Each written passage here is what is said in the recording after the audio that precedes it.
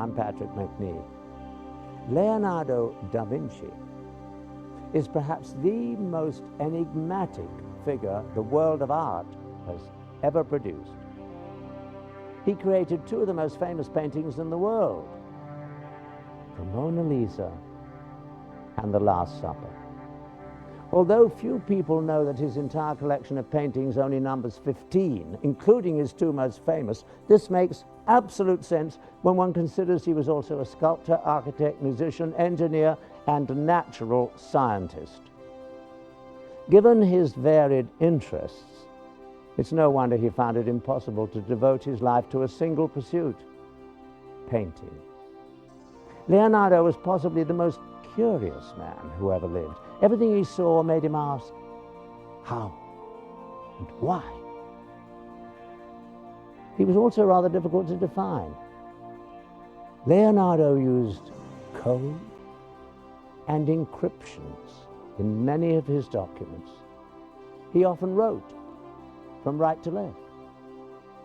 And although his paintings were of a religious bent, Leonardo was by no means a devout Christian. In fact, some people believe that he inserted subversive messages or secret puzzles in his seemingly religious paintings.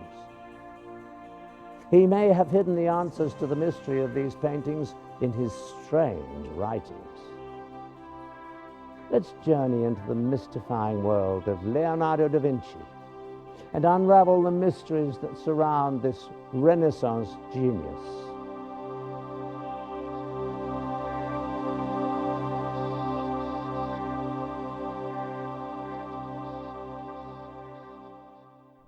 One only needs to look at Da Vinci's Vitruvian Man to glimpse his genius for drawing, symmetry, and guise. At first glance, it is a drawing of a man within a circle and a square. But Da Vinci, in fact, has solved a mathematical question that many have tried in vain to unravel. Vitruvian stated that the construction of a temple or building should be based on the proportions of man, since they were perfect. He says that the human body with arms and legs extended should fit into the perfect geometric forms, the circle and the square. An illustration of Vitruvian Man by Cesariano reeks of failure.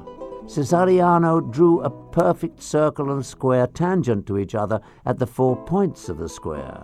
Then he forced a figure of a man into the design so that his hands and feet touched the points.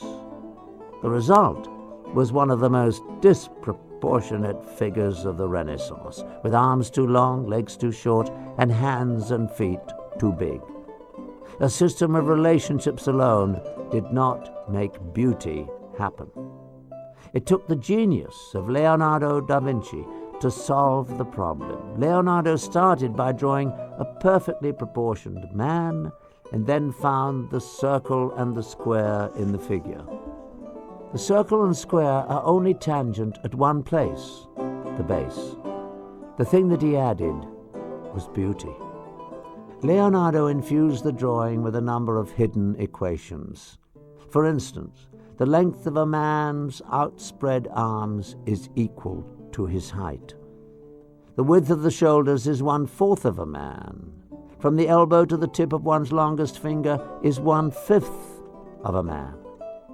The distance from the elbow to the armpit will be 1/8 of the man. And the distance from the bottom of the chin to the nose and from the roots of the hair to the eyebrows is the same, and along with the ear creates 1/3 of the face.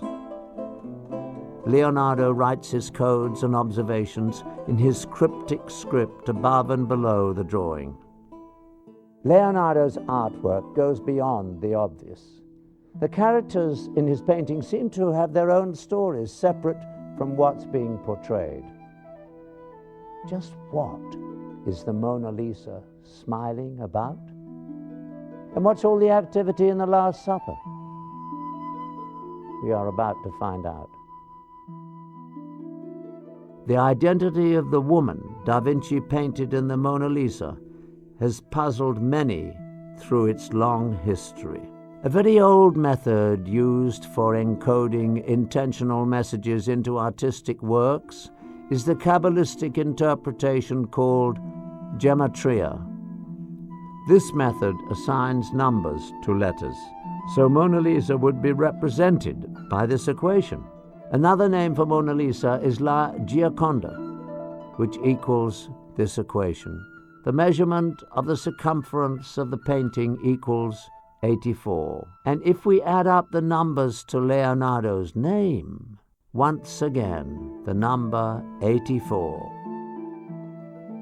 Could it be that the mysterious lady is none other than the master himself? Da Vinci's Last Supper is as famous and well known as the Mona Lisa. Did Leonardo leave hidden messages called Renaissance clues in his most religious artworks? Lynn Pickett, co-author of the Templar Revelation, takes us on a guided tour of this masterpiece. Leonardo, while being very antagonistic towards the church and indeed towards mainstream Christianity, despite the so-called holy paintings he painted, his work does show marked Templarist symbolism. There were great Templar influences still around in Leonardo's day, possibly at a secret level. For one of the world's most famous and most familiar paintings, Leonardo's Last Supper contains an astonishing wealth of rather in-your-face esoteric symbolism, which is by no means mainstream Christian. For example, next to Jesus, there is a disciple doing that in a rather menacing way, if you look closely into Jesus' face. Jesus is quite oblivious to this, but it's that. We call this the John gesture because it's so obvious. And in the Last Supper, it's as if this disciple is saying to Jesus, "Remember John." Also in the Last Supper, Leonardo painted himself as one of the disciples towards the end of the table, turned away from Jesus. This was no accident. This wasn't just because to make a pretty composition. It was a gesture of extreme distaste for the Holy Family and for Jesus. Also in the Last Supper, sitting next to Jesus is this figure leaning like this away, which is known as the young St. John. But if you look very closely, you will notice that this St. John is in fact a woman. She has a little gold necklace, she has breasts, and the shape that she, together with Jesus, make in the composition is a giant spread-eagled M shape. And this M refers to Mary Magdalene. The Templars believed that Mary Magdalene was Jesus' lover, concubine, partner in sacred sex. This was Leonardo's way of expressing that belief. And so if you look at a painting that's supposed to be a great Christian painting of the Last Supper of Jesus, you are not going to sit there and say, but that looks like a woman, because it's supposed to be St. John. So you will see St. John. Equally, Leonardo has had fun with the people who were going to see the painting, because there is an anomalous hand with a dagger in it pointing at one of the disciples' stomachs. And yet, in all our research into Leonardo, we've only ever come across a mention of this, and a very brief mention it was too, of this hand with a dagger. There is no great cup in the Last Supper in front of Jesus himself, as one would expect, and indeed in many other paintings of Last Supper, there is the great cup, the chalice, what most people consider to be the Holy Grail. This is significantly missing from Leonardo's painting. Most people who think they know the painting have never seen it, because it has nothing to do with their perception of the Last Supper, so they simply don't see it. There is a secret society in France that claims Leonardo as one of its members, the Priory of Sion. The presence of this priory became known in 1975, when a startling discovery was made in a Parisian library. Once again, parchments were found. This time they were called les dossiers secrets. These documents were said to reveal some of the secret members to be Sir Isaac Newton, Victor Hugo, and yes, Leonardo da Vinci. But what is the Priory of Sion? According to these parchments, the objective of the organization was to restore the Moravian bloodline to the thrones of Europe. The priory believed that the Moravian kings were descendants of Jesus Christ, which would imply that Jesus didn't die on the cross, and did in fact marry and produce offspring, a belief that could potentially shatter the very foundation of Christianity. The society's purpose was to guard the secret that Jesus didn't die for our sins and that his descendants walk among us. The Renaissance clues left by Leonardo are quite provocative. One can understand why he would choose such covert methods to reveal his secrets. At the time, the church was a very powerful force, and a person could find himself in a great deal of trouble for challenging their accepted view. The next logical question that one is compelled to ask is, from where did Leonardo da Vinci receive this secret information? For that answer, we must start 400 years before da Vinci's time with a group of 9 men who may just have been the source of the secret and powerful information that Leonardo possessed. Everything about the Knights Templar has at least an element of mystery about it. Right from its beginnings, it was founded just after the First Crusade, which had reopened the way between Europe and the Holy Land. And in about 1118, 9 French knights, all of whom were connected with the court of the Count of Champagne, went over to the Holy Land with this mission, they said, to protect the roads and the pilgrimage routes, to make them safe for pilgrims who would now be able to visit the holy places. Originally calling themselves the Poor Fellow Knights of Jesus Christ, these 9 men quartered themselves in the Temple Mount and began their mission. But just what was this mission? How were 9 men, even trained knights, supposed to guard the roads from Europe to Jerusalem? Now, once they arrived in the Holy Land, there's actually no evidence that actually did anything for 9 years or so. And right from the beginning, there's something that doesn't quite connect. And there's other evidence that this mission of protecting the pilgrimage routes was actually just a cover story. They actually went there for another reason. For some reason, these 9 knights thought that there was something to be found there. There's certainly evidence that they excavated beneath the Temple Mount. Archaeologists have actually found Templar artifacts from those excavations. As it turns out, the Templars spent very little time on the roads at all. Most of their 9-year stay was spent digging out old tunnels under the Temple Mount, the original site of the biblical Temple of Solomon. What were they looking for? The Temple of Solomon had long since been destroyed. Yet in times of trouble, the priests were known to have hidden religious treasures in secret underground vaults until it was safe to remove them. The Bible tells us that the Ark of the Covenant and other treasures of the temple survived several foreign invasions in this way. Perhaps the Holy Grail had survived in the labyrinth under the temple as well, waiting for man to rediscover its power. Certainly, it was no accident that the knights stationed themselves in a mosque that rested on the ancient site. In fact, it was after their stay that they changed their name to the Knights of the Temple, or the Knights Templar.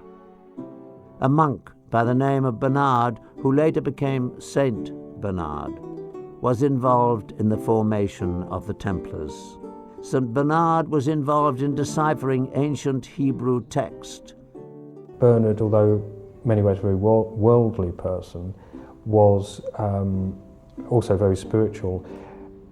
In ways that are quite odd for his time, he was very much into the feminine side of religion, very much into the Black Madonna cults of, particularly of the south of France, which are very kind of mysterious, almost pagan. He had a great veneration for the feminine, embodied in lots of ways in the Virgin Mary, which was actually quite unusual for his time, and that appears to be the thing that drove him more than anything else.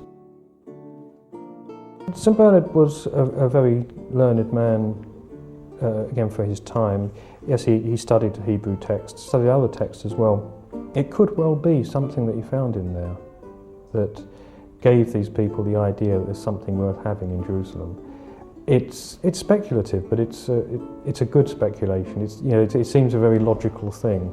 You have people studying these old documents who suddenly want to get their people to some of these old places mentioned in these documents. They're looking for something. Personally, I honestly don't know what it was they found, except that people considered it important. Nobody knows for sure. Whatever it was, nobody knows where it went. And it's a real mystery, but there's no shortage of theories, any of which could be correct. Documents, Ark of the Covenant, Holy Grail, whatever that is, but they certainly had their secret. A very old text records the find. We repaired to the secret vault and let down one of the companions as before. The sun at this time was at its meridian height, the rays of which enabled him to discover a small box or chest standing on a pedestal curiously wrought and overlaid with gold.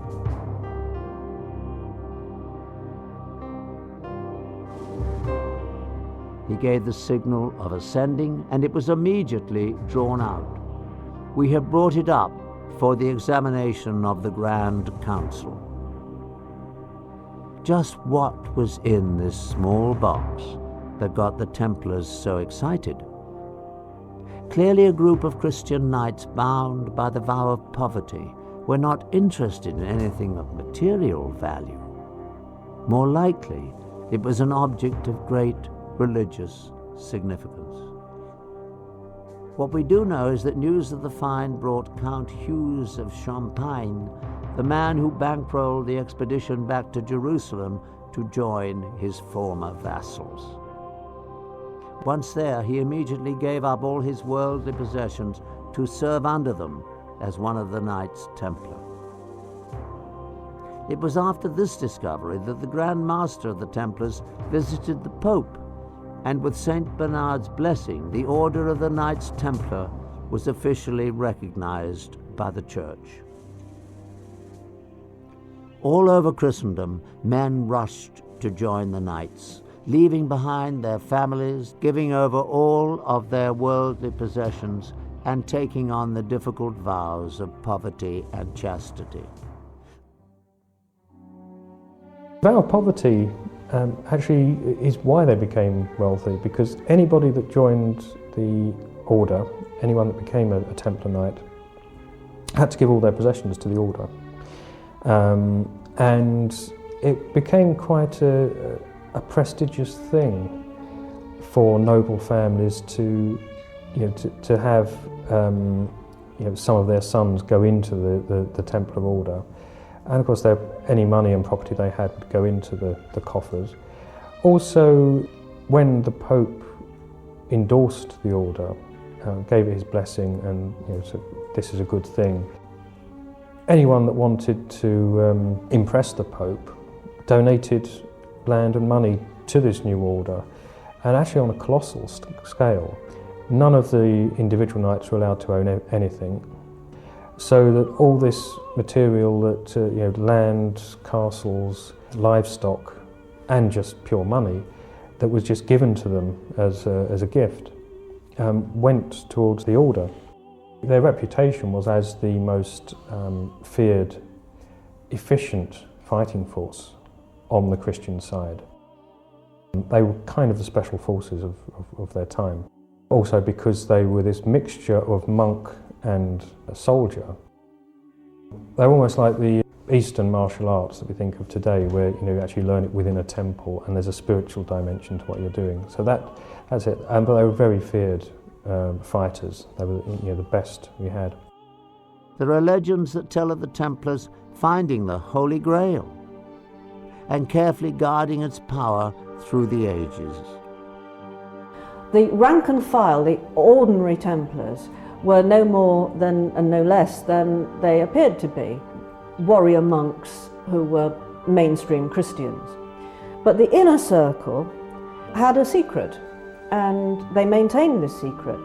And that secret appears to be, it was very carefully and very cleverly hidden in plain sight in many respects. The Templars were the driving force behind many of the great Gothic cathedrals in Europe, especially in France.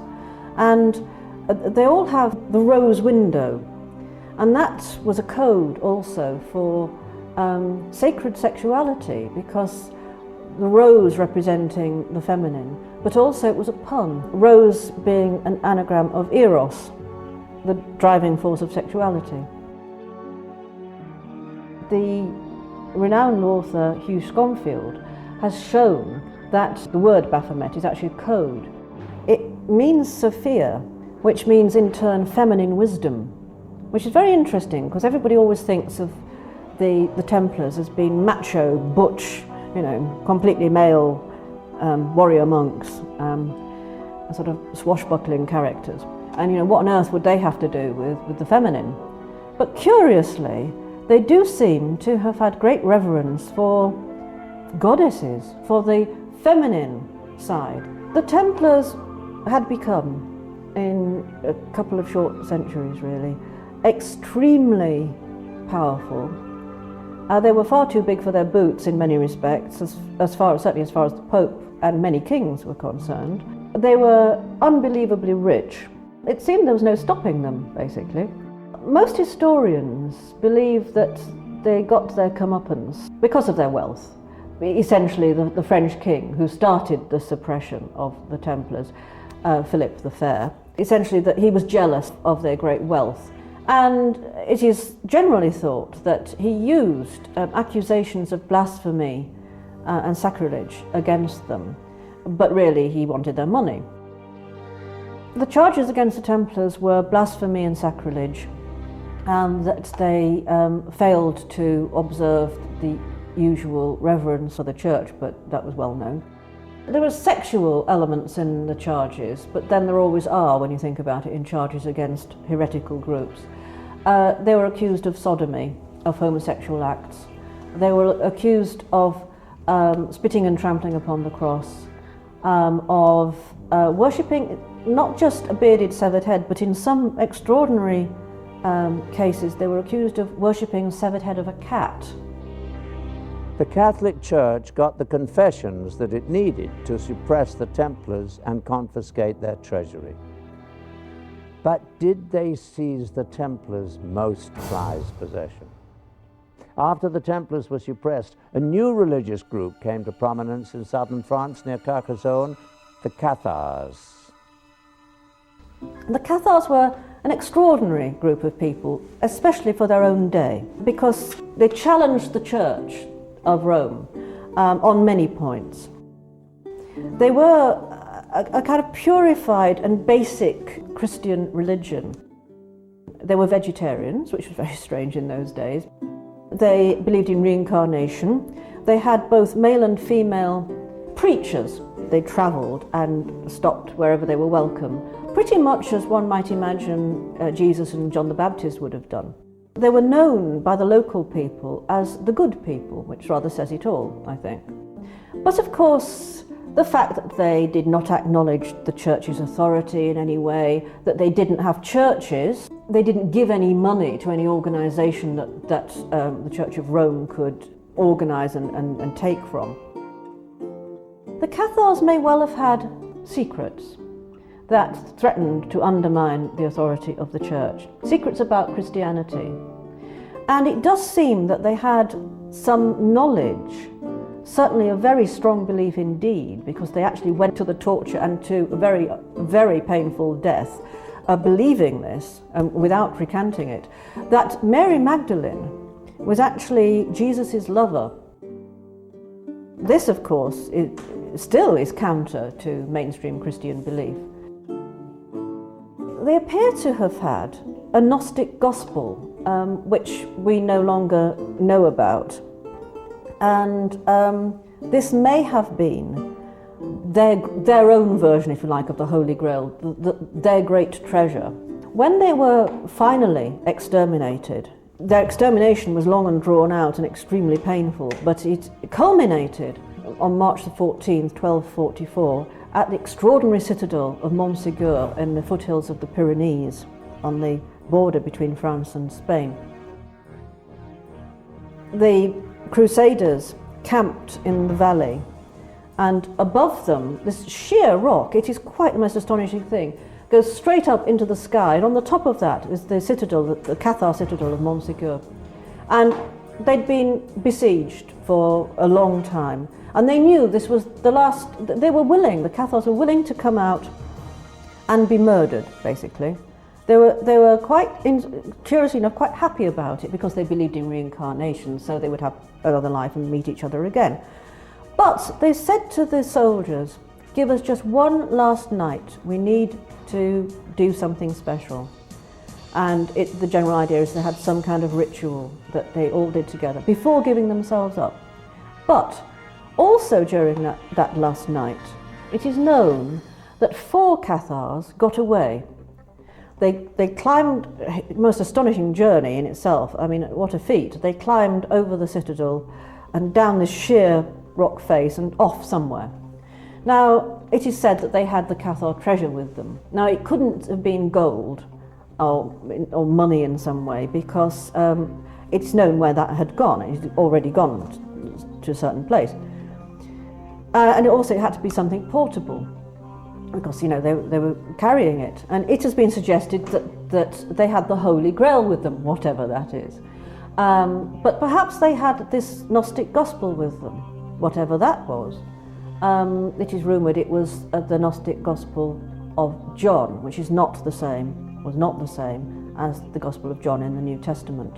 Or it could have been that the 4 Cathars themselves were somehow important. But no one perhaps will ever know.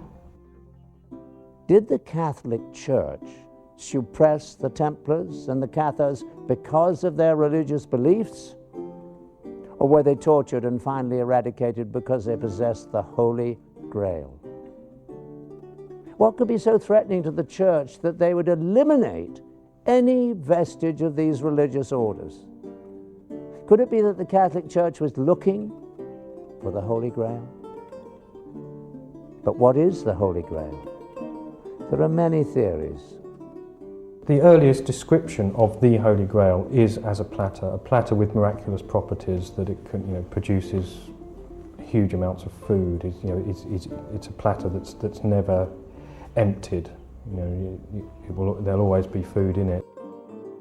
Despite the fact that these days most people think of the Grail as a cup, the cup that was used at the Last Supper by Jesus and was perhaps used to gather his blood at the crucifixion, it probably, if it ever existed as an object, was never a cup. People have puzzled over the term Holy Grail. I mean, the original version is Santo Graal, which is taken as Holy Grail. So whatever this Grail is, it's a holy one of it. People have puzzled over the term for, you know, decades, and no one's really explained what it actually means. But it's true that the word Grail, it's a term nobody quite understands, and you think, well, if people were writing this story, why didn't they just say what it is instead of using this term? And so it's either meant to be that it's something totally elusive. In fact, probably, you know, the object in a sense doesn't matter. It's the search for that object, what the object means, that's important. Or that they were trying to hide what the Grail was. There were some Grail stories talked of the Grail being a stone. This is quite interesting in itself, because in recent years there has been quite a lot of research into the search for the Ark of the Covenant and for the tablets that were supposed to be, that God wrote the Ten Commandments on and put in the Ark of the Covenant. It may be that the Grail stories, in which the Grail, the secret object, was something like a lance, is connected, perhaps somewhat cynically, with the relic trade, which was just picking up business at the time of the most popularity of the Grail stories. Relics were huge business in medieval Europe. The lance that was supposed to pierce the side of Jesus when he hung on the cross would obviously pull in a lot of curious pilgrims who would, swell the coffers of the people who had it. Maybe that's an over-cynical view. Certainly, our research into the relic trade has shown that the Templars themselves were not averse to using objects to swell their already quite overflowing coffers. A lot of people think, probably rightly, that the Grail was some kind of information, maybe a great secret of some description. And therefore it's quite likely that over the centuries various groups of people might have thought they found it or thought they're about to find it. And it's possible that if it were a secret, that the Templars, who were quite a secretive bunch themselves for very good reasons, had found it. But in the end, the Grail doesn't appear really to be important as an object, and I think that's where an awful lot of people go wrong, because it's the Grail quest that is the most sublime thing that a man or a woman can do. It evokes the ultimate mystical experience. There is a great deal of interest in the Grail legend, no matter what it is. Some people have set off on a personal quest simply to discover hidden places in Europe where unexplained incidences have occurred. These may point to the mysteries that accompany the Grail. One such place is in the south of France. One must make a trip to a very small village in the Languedoc region of France called Rennes-le-Château. It is here the story of Bérenger Saunière begins. The mystery is that the priest in Rennes-le-Château, whose name was Saunière, suddenly became immensely wealthy and spent vast amounts of money on what appeared to be very eccentric building works in this village.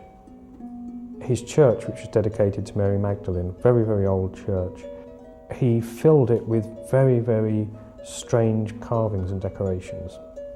In fact, in 1885, Bérenger Saunière was sent to renovate the church of St. Mary Magdalene. At that time, Rennes-le-Château was a poor, small village of perhaps 300 residents. The renovation of the church was not a priority for the townspeople, making money scarce for the project. Luckily, Saunière found a patron for his remodeling in the Countess of Chambord, who provided ample funds for the work. During the reconstruction, while dismantling an altar pillar, the workers found buried within the pillar 3 wooden tubes sealed with wax. Within the tubes were a number of parchments. Saunière, an educated man, tried to decipher the text of these parchments with very little success. He then took the parchments to Paris, where he called on a fellow priest, Abbé Biel. Biel had more success decoding the parchments. The nature of the inscriptions were never revealed. Yet, as more parchments were deciphered, Saunière's social stature in Paris society began to elevate. It was on his return from Paris that the priest's fortune began to change. Seemingly out of nowhere, money became available to Saunière. He built a villa for himself. He built a tower overlooking the hill. He built some landscape gardens. But everything's kind of like weird and symbolic. And so he spent an absolute fortune, spent a fortune on food and drink and entertaining people that would come down from Paris. And the mystery has always been, where did he get the money from? Saunière continued his renovation of the Church of St. Mary Magdalene. he added many strange and symbolic elements.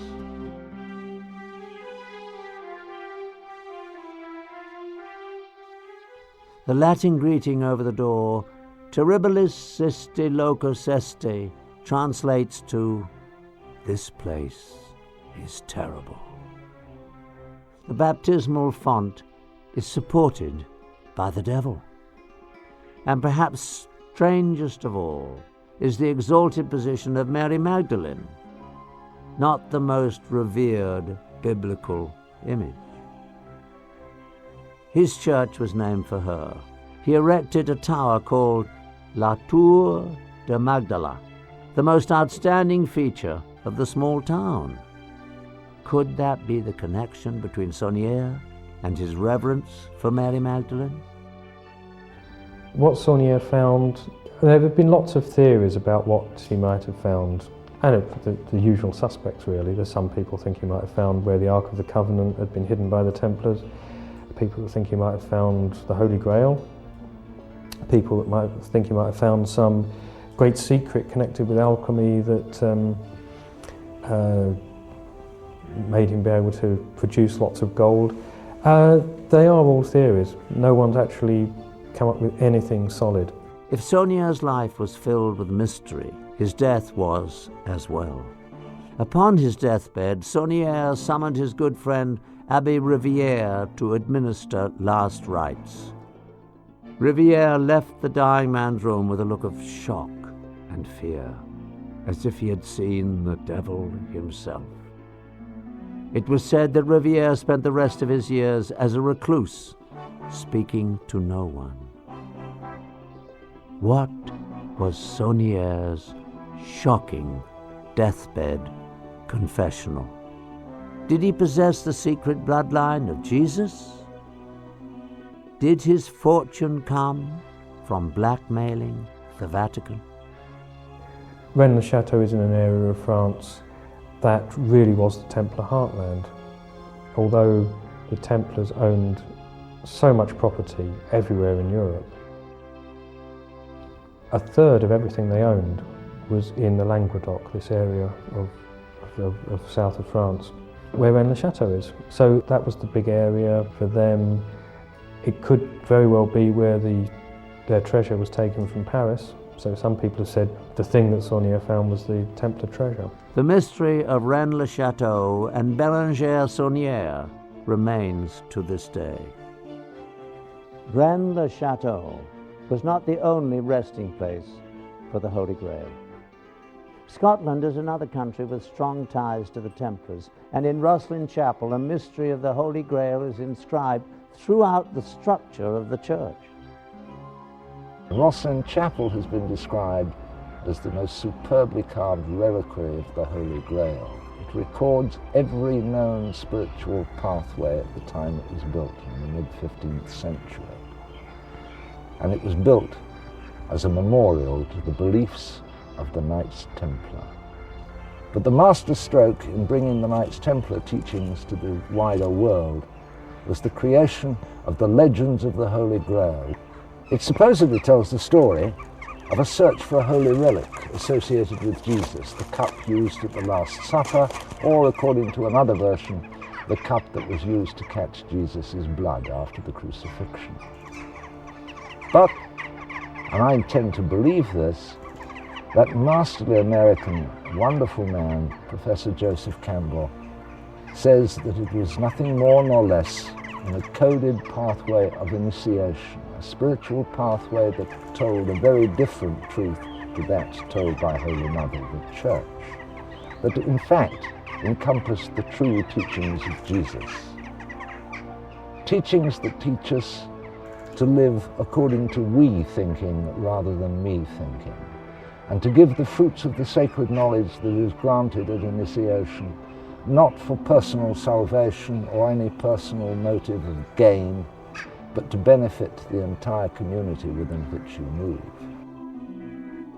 The Knights Templar transformed the face of Europe, and with their banking system they invented the note of hand, the checkbook, and the credit card, which may come as something of a surprise to Barclaycard, Visa, and American Express. But the credit card was invented back in the 12th century by the Knights of the Holy Grail. But more importantly, through their teachings, through the Grail legends, and through the use of the tarot cards, they passed the message that direct access to God was possible by ordinary people without the intervention of the Church. And like all who preached heretical messages, they came to a violent and a sticky end. We owe a great debt to the Knights of the Holy Grail. But we are missing the point entirely if we think their true effects were simply political or military. Brave and all as they were, stupendous as the transformation was in Europe as a result of their actions, the real heart of their message is one that is a vibrant one and one of great importance to more and more people at this particular time. The search for spiritual enlightenment, the true search for the Holy Grail. And to our right, on this grassy bank, underneath there, was the famous library of the Sinclairs, which held a priceless collection of manuscripts. And it was during the construction of the chapel, when this castle took fire, that Earl William was more concerned with the safety of his writs and charters, his priceless manuscripts, than he was for the ladies of the house, which was rather an odd situation for a very chivalrous man. Those writs and charters included some of the documentation which had been excavated from under the Temple Mount in Jerusalem by the Knights Templar, and which Knight and Lomas now claim, and I tend to agree with them, lie buried in the vaults beneath Rosslyn Chapel.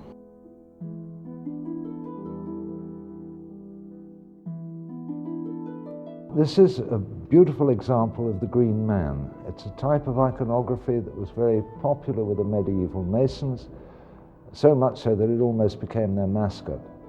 There are 86 of them in Chartres Cathedral, and in this tiny place there are well over 120, and we're still counting.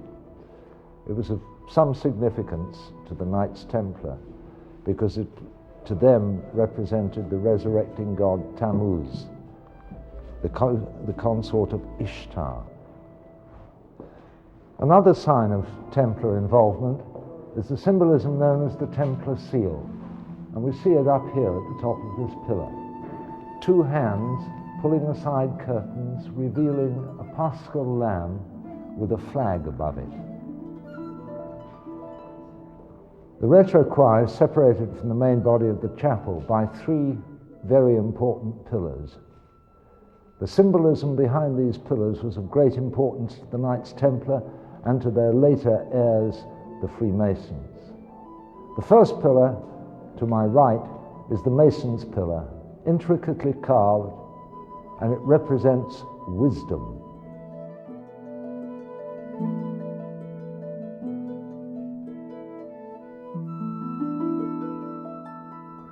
The central pillar, or journeyman's pillar, which is capped by this beautiful basket work, represents strength.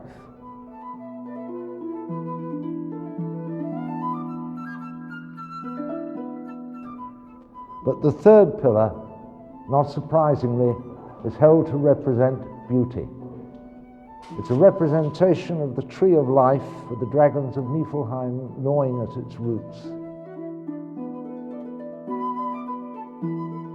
The three pillars, wisdom, strength, and beauty, should stand on the sure foundation of truth and justice, which are the true foundation of any lodge of fraternal Freemasons, and which, of course, were the founding principles on which the Knights Templar were built. Another sign of Templar symbolism is the Mandelion, a cloth imprinted with the face of Jesus, such as the Shroud of Turin, or in this case, the Veil of Veronica, where the legend says that Veronica wiped the face of Jesus en route to Calvary, and his face was, as if by magic, imprinted on the cloth. And you can see in the carving the face gleaming from the cloth. This lintel has carved upon it a quotation from the book of Esdras. Wine is strong, A king is stronger, women are stronger still, but truth conquers all. The most obvious and the most famous Templar sign of them all is two brothers on one horse. I have that seal on my keyring. And that could not be openly displayed for fear of persecution on charges of heresy. So in this chapel with the Sinclair family history, they got round it rather neatly. This is held to symbolize the two brothers on one horse, but if you look at it, you will find that the rear figure, riding pillion, is female. It has long hair and the vestiges of a skirt. But the whole business of symbolism had to be hidden if you were showing signs of an alternative belief system. Because anybody who diverged from church thinking was invited to the next church barbecue, not as the main guest, but as the chief item on the menu. Remember what happened to Jacques de Molay, the Grand Master of the Templars. He was cooked slowly over a fire. We have witnessed the power the Church has wielded throughout the ages. The suppression of the Templars and the Cathars pales in light of the destruction of the Spanish Inquisition.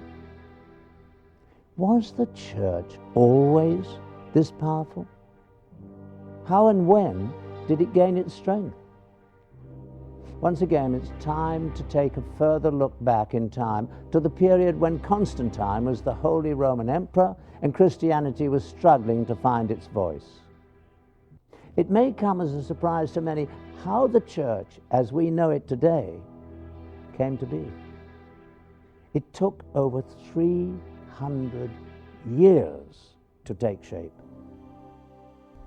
In the period we are talking about, the Roman state was largely tolerant of foreign religions.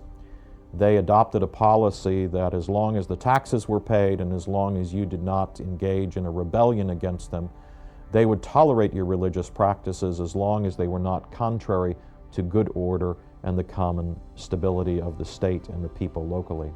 At the time, we have many people who are still, we presume, subscribing to the local indigenous religions, fertility cults, ancient rituals, which would even perhaps antedate Judaism. Also, you have Judaism itself. Judaism generally made a single distinction between those who were Jews and those who were Gentiles or non-Jews. And so the distinction for them would have been us and then everyone else. It's often not realized that Alexander the Great, who is active about 300 before the Common Era, 300 years before Jesus is born, Alexander the Great plays a major role in the spread of Christianity. First of all, by conquering the virtually entire known world at that time, Alexander the Great spread Greek culture and most importantly the Greek language throughout all of these areas. And that is the language in which the Christian Gospels seem to have been originally written. In the beginning, Christianity was somewhat anarchic. That is, it did not have a rigid system of organization. The earliest Christians, immediately after the death of Jesus, viewed themselves as simply an extension of Judaism. In that sense, they had already differentiated themselves from the ancient cults associated with fertility, perhaps worship of astrological bodies such as the moon, the sun, the stars. The Judaic Christians were interested only in converting other Jews to Christianity. Shortly after the arrival of Christianity on the scene in Judaism, a person named Saul converts to Christianity and he becomes known as Paul, St. Paul. His vision of Christianity is somewhat different than that of James and the earliest Christians in Jerusalem. He receives the message, the understanding, that all human beings, regardless of their racial or religious background, can become Christians. Paul preaching his version of the gospel and converting people to his brand of Gentile Christianity, to Greek Christianity, and this, of course, without the hindrances or the impediments of mandatory circumcision, kosher dietary regulations, and the other things that would have seemed strange to a pagan. Without those things, Gentile Christianity flourished and was successful and became the dominant form of Christianity that, of course, we know today. One of the great problems in early Christianity was to reconcile the varying theologies that had developed in these various camps of Christianity. This, of course, led to a relatively anarchic setup within Christianity.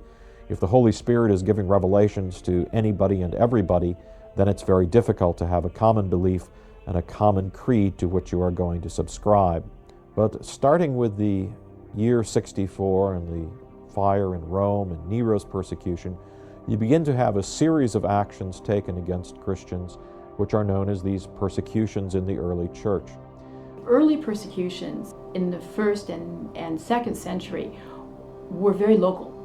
There were outbreaks of violence or resentment against Christians. Sometimes they were accused by their slaves. What's so intriguing is that when persecutions broke out against the Christians, what they were accused of was cannibalism, incest, and atheism. Cannibalism because of the language that was used for their ritual of the Lord's Supper. Incest for their styling of their community as familial relations and their emphasis on love. And atheism because they refused to honor the civic deities.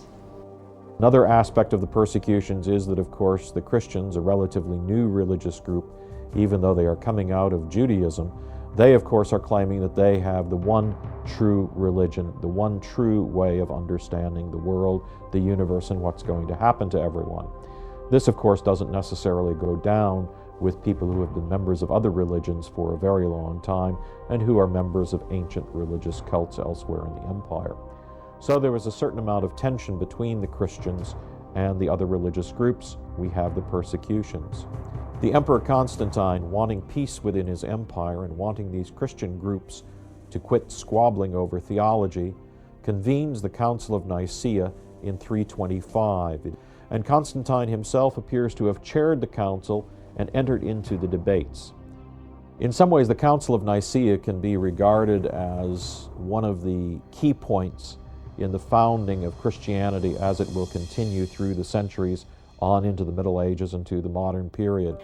So what evolved then as a resolution to that tension was the doctrine of the Trinity, in which the very nature of God is reconceptualized.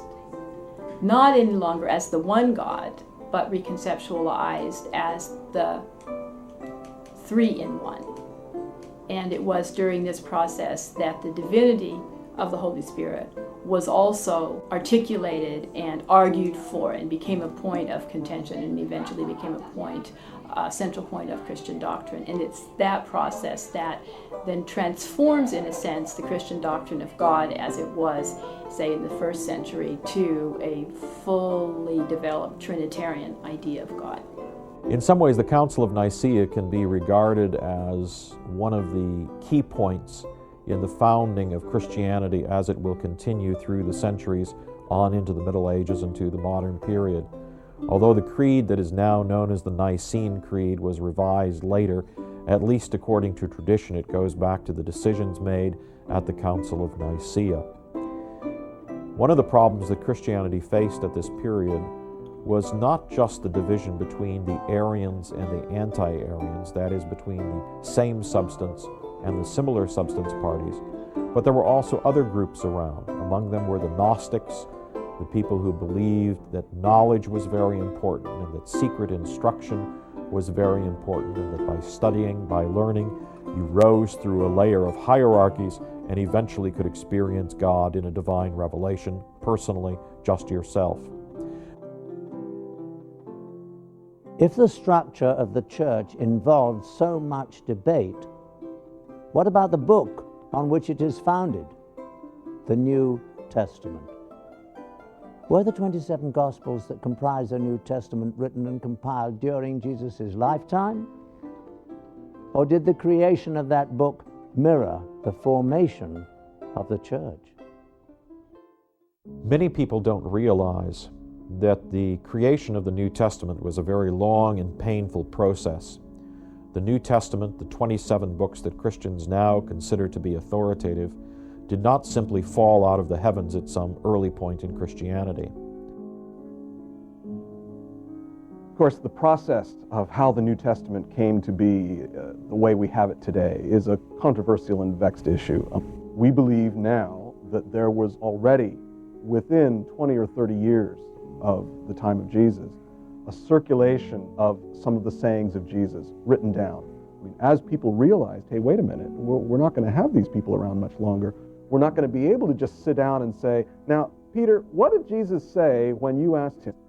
But as that generation begins to pass, the later followers begin to realize, hey, we've got to write some of this stuff down so that we can use it and teach from it and share with other believers. So that led to the initial writing of these documents. It's always fascinating to look at how the New Testament is put together, because as the Gnostic Gospels and the Dead Sea Scrolls prove, there were many important ancient writings that never made it into the Bible at all. What's fascinating is that there are sources on Jesus outside of the biblical documents. I think most people don't know that. The apocryphal Gospels were responses to the original four Gospels. They tried to fill in the gaps in the Gospel records, the childhood stories of Jesus that are not reported. We have other stories, the history of Joseph the carpenter, which explains what they made in the carpenter shop. We have the Arabic Gospel of the Infancy, which talks about these wonderful stories about the palm tree on the way to Egypt.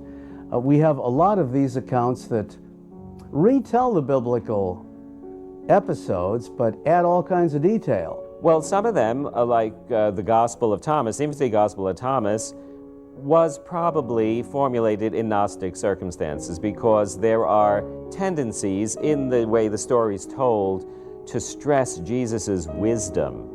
The same thing is true of most of those infancy and extraneous Gospels, we can call them that, or apocryphal Gospels, that aren't in the mainstream, that weren't accepted as biblical. The history of the Gnostics is very interesting. Even as early as the 2nd century, that movement was a very strong movement. The Gnostic type of Christianity was the dominant type of Christianity. Gnosticism comes from the term gnosis, to know, that is knowledge. And it was a sect, it was a philosophy that believed that there was a kind of secret knowledge that people should learn in order to fully understand what life was about, in order to understand what God was like. They produced literature. There's a large amount of literature. In fact, the Gospels and the other Gnostic writings that recently were found are included in a book which is even longer than the New Testament itself. But then the official church eventually saw this as kind of an eccentric form of religion, off the beam, and took measures to suppress it. What happened to these Gospels, and why were they eliminated? Well, at one point, actually, the bishops of Rome condemned them and said they weren't to be used anymore. Then the bishops of Rome, the popes, started to try to eliminate the use of these other materials, which were considered to be not just irrelevant, but also harmful and damaging. One of the people there saw that the writing was on the wall for this Gnostic literature and put it all together and hid it at the face of a cliff. How the Gnostic Gospels were brought back to life is as mysterious as the Gnostic sect itself. The discovery of the Gnostic Gospels is an incredible story. It occurred in December of 1945 in Egypt along the Upper Nile River, about 300 miles to the south of Cairo. There was a group of camel drivers who were looking for fertilizer along the banks of the Nile. And one of the camel drivers happened upon an earthenware jar. Ali! Ali, come quickly! What's going on?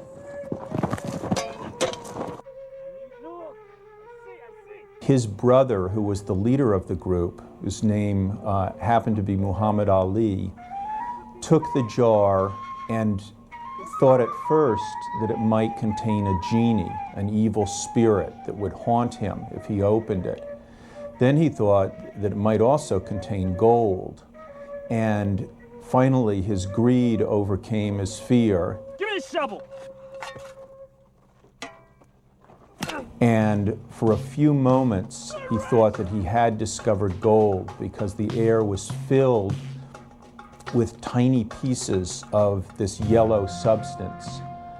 And he very quickly realized that rather than gold, they were tiny pieces of papyrus. When Ali unraveled the leather pouches, they contained old papyrus texts. The men left discouraged after seeing what they thought were worthless pieces of paper. Ali did take the contents of the earthen jar back with him, hoping to sell the leather for some money. He didn't realize that the papyrus papers he had found were Gnostic writing, long thought lost. The texts went through the hands of the Egyptian black market until American historian James Robinson took possession and began to translate them. They were, in fact, priceless manuscripts, and that would constitute one of the most important archaeological finds of the 20th century. We appear to have traveled a great distance from Leonardo da Vinci to the New Testament and then to Egypt and the discovery of ancient texts. Yet their path illuminates the fact that Da Vinci may have known about the secrets that the Church tried to suppress for most of its history. Was Leonardo da Vinci a member of the Priory of Sion? Did he paint the figure of Mary Magdalene into the Last Supper? Did she produce heirs to his bloodline? We may never know for sure.